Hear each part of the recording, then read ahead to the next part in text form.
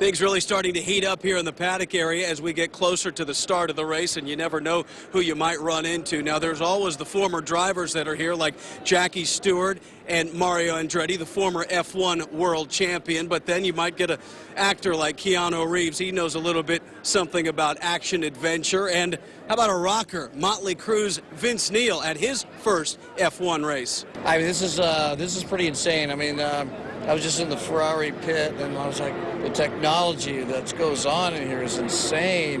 And you know, I was an Indy Light driver, you know, for a while, so I've been around open wheel for a long time, but I've never been to a Formula One race. This is my first one, so I'm just blown away of the professionalism and just the technology that Formula One is. This is a sport that hasn't gotten a lot of traction in the U.S. How big do you think this Austin race is for the sport? God, I think if you just show up and come, I mean, I think you're going to be hooked. I mean, this track is the facility is just amazing here, and the cars are just.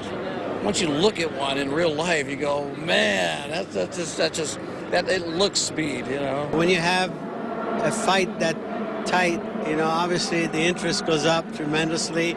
And, you know, again, it's wonderful to have Formula One stable here in the United States, thanks to a facility such as this right here in Austin. And that race between Hamilton and Rosberg really has a different feel about it from last year when, of course, it was a Sebastian Vettel coronation. Vettel out with his team and teammate Daniel Ricciardo taking pictures before the race.